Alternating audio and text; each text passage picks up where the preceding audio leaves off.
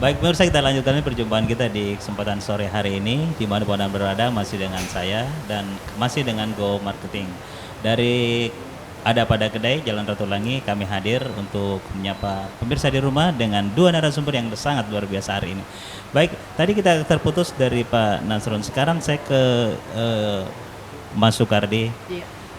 Bagaimana mengantisipasi? Saya tanya sekali lagi, karena ini sangat penting ini. Bagaimana mengantisipasi para pesaing ini? Apakah ada inovasi-inovasi yang selalu hadir setiap hari, ataukah kreativitas-kreativitas dari Mas Sukardi? Iya. Iya. Sampai saat ini ya itu pasti kita lakukan ya teman-teman. Artinya untuk menghadapi itu kami tidak berhenti untuk melakukan inovasi. Ya. Contoh Contoh salah satu ya. Ya, contoh kita sekarang ada di minggu ini Iya. kita sudah masukkan menu baru. Iya. Kita buat kasihkan ke teman-teman itu customer itu ya. Sorry, maaf sebelumnya kalau customer itu kita panggil teman-teman. Di sini gitu. kita ya Biar teman. lebih dekat Iya, emosionalnya lebih ya. dekat, ya. Emosional. Jadi kita siapkan beberapa makanan tradisional. Jadi sebuah inovasi baru dari teman-teman untuk membuatnya itu agar menjadi lebih berwarna di tempat ini. Lebih Karena, bervariasi ya. bervariasi, dan targetnya itu juga dari umur itu dari bawah dari yang muda sampai yang tua gitu, Iya. seperti itu. Jadi segmentasinya di sini semua kena, khususnya kalau kue itu ya, apalagi kue banyak yang bapak-bapak Iya. yang kemarin, ibu-ibu yang tanya apa sih, ada kue apa di sini? Mereka kita lihatkan kue ini, wah ada kue seperti ini. Mereka coba, cocok sama kopi. Nah, Iya, itu salah satu iya. contohnya dan masih banyak lagi. Oke, Pak Nas, saya ada mau nanya nih. Bagaimana, apakah membuat kafe ini ada khusus segmen yang disasar? Ataukah memang ada beberapa umur sekian sampai sekian, gaya hidup yang seperti ini yang mau diambil, mau jadikan pelanggan. Seperti apa Pak Nasrul melihat ini? Oh ya, kalau masalah umur ini kopi semua lapisan. Semua lapisan. Ya, yang jelas tidak anak SMP, Ya. tetapi dari anak SMA sampai karyawan. Tapi biasanya seperti itu kan ada suasana yang dilihat, Pak. Ya. Biasa orang muda kalau suasana seperti ini nggak betah. Kalau orang yang seumur ini suasana seperti ini biasa di kondisi suasana. Bagaimana mengatasi? Oke, seperti itu? gini, inovasi yang kita lakukan adalah mungkin ada ruang VIP itu lebih ke arah ke keluarga, Ya. ya, karena lebih banyak dia pada hari-hari tertentu bawa keluarga dan anaknya minum, ya katakanlah green tea, ya kan, dan sebagainya. Bapak ibunya minum kopi. Nah, untuk di sini orang-orang yang suka bisnis, yang suka bergabung. Nah, kalau yang udah agak-agak yang mau agak lebih pribadi, profesi itu ada di atas. Iya, Yang iya, kita iya. buat satu ruangan emang kayak suasananya persis kayak di dalam ruangan rumahnya, Jadi, karena diisi hiasannya untuk keluarga ya. Ya, untuk keluarga. Jadi, apa ini ornamen-ornamen Ya. perniknya, jadi suasananya bisa menyatu seperti Betul, di rumah sendiri. ya. Seorang pebisnis Pak Nasrun yang saya kenal, bagaimana mengatasi kalau bisnis kan ada pasang surut ini, Ya. iya, gimana mengantisipasi seperti ini selaku pengusaha nih Pak Nasrun? Ya, tidak berhenti berinovasi, Pak. Intinya di situ. Iya, iya. Satu detik pun seperti jantung, ibaratnya jantung mati, satu detik ya mati pula. Iya, Jadi mati kita pula. tidak pernah berhenti berinovasi, di mana tren kopi yang sekarang ini, tapi kita punya satu idealisme. Apapun yang ada kopi di daerah lain, tapi kita 95% menggunakan kopi Sulawesi Selatan, dan ini yang kita ingin perjuangkan, iya. yang kita bawa ke Indonesia, bahwa Makassar atau khususnya Sulawesi Selatan punya kopi yang kopi bisa diandalkan di Indonesia. Nah, inilah, dan memang anak-anak muda yang barista kita semua sama di bawah Pak Soy selaku manajer operasional diajarkan terus meracik kopi, dan kita mungkin setiap 3 bulan pergi ke Bandung ya, pergi ke Bali untuk melihat tren kopi apa yang ada di sana. Studi banding seperti Iya. itu ya. Oke, Mas Sukardi, di sini selain kopi kan pasti ada makanan. Kira-kira makanan-makanannya, kue-kuenya seperti apa di sini yang disuguhkan? Ya, kalau makanan ya kebetulan saya juga cerita sedikit tentang makanan. Kalau kedai kopi biasanya kedai kopi pure. Kebetulan kita di sini jujur ada makanan ya sebagai pelengkap, dan tapi tidak asal pelengkap saja. Yeah. Kita buat itu juga sebagai kebutuhan mereka. Banyak sih yang teman-teman bapak umum yang datang ke sini, awalnya cari kopi, lama-lama Oh, mana iya. makanan ini? Nah, iya. seperti itu. Kue tradisional juga ada juga ya? Iya, ada kue Kue-kue tradisional juga, ya, disiap seperti itu. Terus kopinya macam-macam kopi yang disiapkan? Kalau kopi Nama-nama kopi ada nggak? Iya, ada semua. Seperti Kita apa itu? punya Iya. kopi. Wah, boleh dicoba tuh ya? Iya, boleh nanti. Iya. Teman barista yang buat. Oke. Ya. Kopi apa satunya sebutkan? Kalau kopi kita punya pure kopi, artinya betul-betul kopi tanpa gula, Oh. tanpa susu, tanpa pemanis apapun. Jadi Ini kita orang-orang rasakan bule suka kopi minum di situ gitu ya. yang orang Ya. yang Mau coba ya, iya, Pak? iya, Ya. boleh Nanti boleh. teman-teman yang Oke, buat. siap Bro. ditunggu ya. Oke. Jadi ada biasanya yang berbentuk biji, Iya. itu diolah di sini ya. Ya, Jadi biji terus jadi bubuk. ya kalau kita Punya mesin kebetulan- juga ya? Iya, Iya. kita kebetulan sini ada satu orang yang teman kita, artinya dia yang saya arahkan dia untuk bagaimana pengolahannya di luar sana. Ya bukan se Indonesia sih, kalau kita masih agak setengah mati juga karena besar anggarannya mungkin, tapi Iya. kita punya satu tempat di Toraja.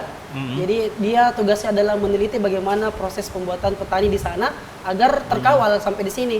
Jadi kita punya alat roasting sendiri di luar di tempatnya teman juga. Jadi kita by request biasanya.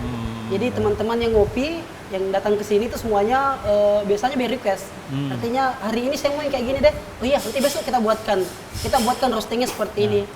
Event bagaimana di sini? Kalau Ada nggak event? biasa? Iya. Buat event. Kalau Event-event. event ya Seperti kemarin, basar. ya kayak basar ada basar. Kemarin juga teman-teman yang dari beberapa perusahaan Komunitas ya, ya, komunitas komunitas, perusahaan iya. mau buat event di sini ya, Iya. akustikan misalkan ada launching juga, penawaran launching seperti itu. Ya. Saya ke Pak Nasron. Sudah berapa lama? Ini Dibuat. kurang lebih 7 bulan, Oh, 7 bulan ya. tapi fantastis. Sangat Sambutan masih muda masyarakat ya. fantastis. Iya. Oh, lokasinya luar biasa ya. Ya. Jadi kita menangnya di lokasi yang cukup strategis. Kira-kira pengembangan ini kan baru 7 bulan Pak Nas ya. Ya. Kira-kira untuk pengembangan ke depan untuk meningkatkan lagi, mengembangkan di sisi apanya di kedai ini yang akan kita Yang kembangkan penting saya hanya minta ke Pak So ini SDM, bahwa untuk mempelajari sebuah kopi itu tidak berhenti di sini saja, harus kembang terus, studi banding terus. Dan Bisa ada sekolah bikin kopi juga. ya, dan memang di luar negeri sana sudah memang Iya.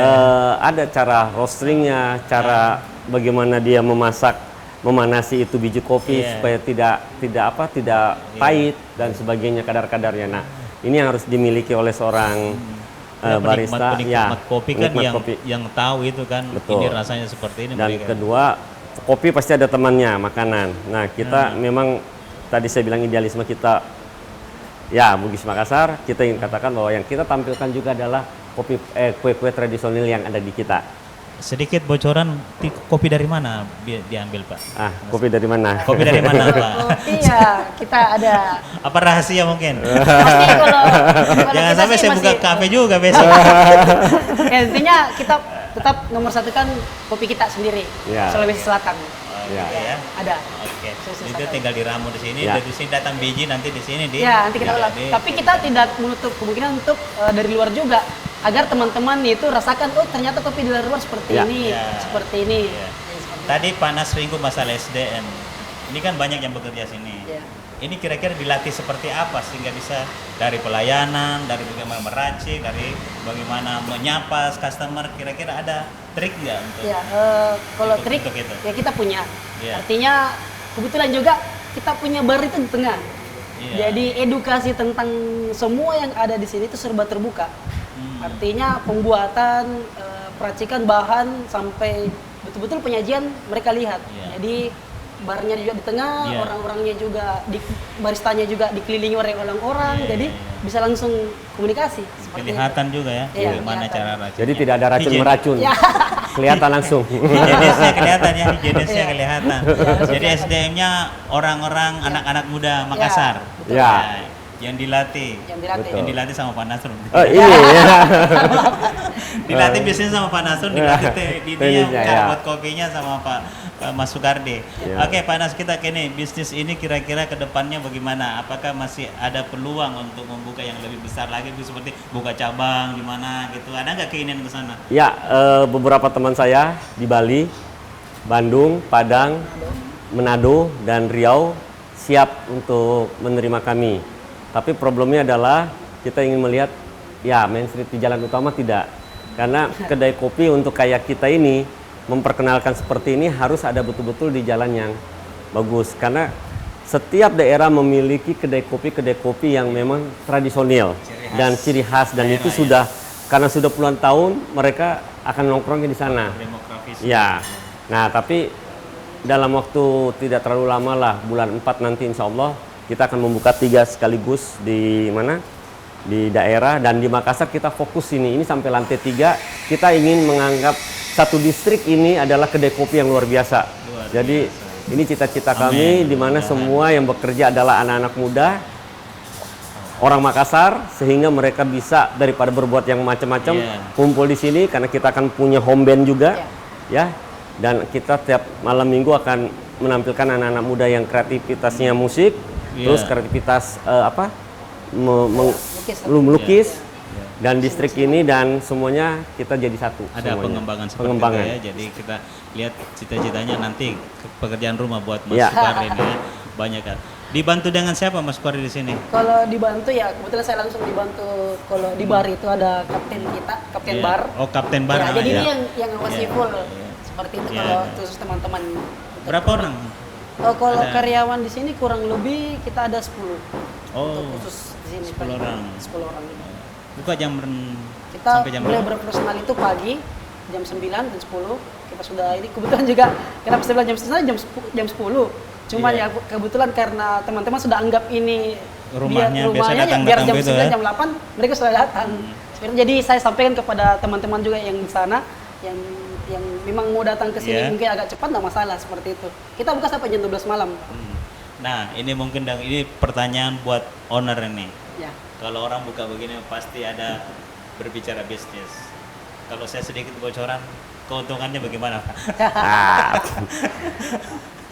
Alhamdulillah lah ya. Signifikan nggak selama 1 bulan sampai 7 bulan? Luar biasa. Luar biasa. Luar biasa. Syukuri apa yang ada. Presentasinya naik. Ya, betul, dan ternyata penggemar kopi di Makassar gila banget. Oh. Ya, gila banget. Mereka dari pagi itu pelanggannya berputar terus. Banyak signifikan lah pemasukannya. Ya. Pemasukan luar biasa bisnis seperti ini. Padahal kalau dilihat persaingan begitu ya. Jadi persaingan bukan hal yang untuk mengurangi keuntungan, tetapi itu adalah inti dari kreativitas dari Mas Sukardi. Bagaimana bisa menciptakan lain. Malah saya berharap setiap beberapa petak ini ada kafe-kafe, karena seperti kota besar Bandung, Bali, lihat aja mereka banyak sekali bisnisnya kan. Nah itu supaya wisatawan tuh sebentar. Ini Mas Sukar ini apa namanya nih? Kalau ini Vietnam Drip. Kebetulan kalau di sini mungkin Vietnam Drip itu sudah banyak orang gunakan. Tapi jujur kalau di sini paling banyak keluar juga sih di Vietnam Drip. Mungkin rahasianya di bin. Itu rahasia kami. Andalannya mungkin ini ya? Ya ini juga, ini pure kopi Pak yang saya maksud. Oh, pure kopi. Ya, jadi betul-betul nikmati kopi. Yang ini, enggak pakai gula? Enggak pakai gula sama sekali. Gitu. Menikmati pahitnya dalam kemanisan kopi. Nah, kalimat yang luar biasa. Dalam banget. Nah, ini apa lagi nih? Kalau ini cafe latte. Jadi semua basicnya kopi. Ini ada cafe latte yang fresh meal, ini luar pure kopi, ini yang manis. Ya, itu saya sudah coba kemarin. Oh iya. Luar biasa, ditawani sama Pak Nasrun. Baik sekarang ini saya tanyain, harganya gimana nih? Ya, kalau masalah harga hampir semua orang bisa. Rata-rata di sini paling rendah paling tinggi. Kalau paling rendah itu kita ada yang 11 ribuan. 11.000. Oh, 11.000. Oh, terjangkau banget ya. Sangat terjangkau, Pak. Jadi daya tarik pelanggan adalah harga, tapi dia ingin memiliki rasa yang enak, suasana yang nyaman, tempat yang bersih, dengan lokasi yang strategis. Luar biasa. Jadi kita punya pemikiran ke situ. Kalau bicara tentang green tea, bisa saya bertarung ke salah satu kafe yang udah internasional, kurang lebih hampir sama, karena kita tahu rahasianya. Oke. Ya, tapi kita harganya harga anak muda. Oke, kita tahan rahasia rasa dari kopi ada pada kedai. Baik pemirsa, masih ada segmen berikutnya dan segmen yang akan lebih menarik lagi, dan tetaplah bersama kami di sini setelah yang satu ini.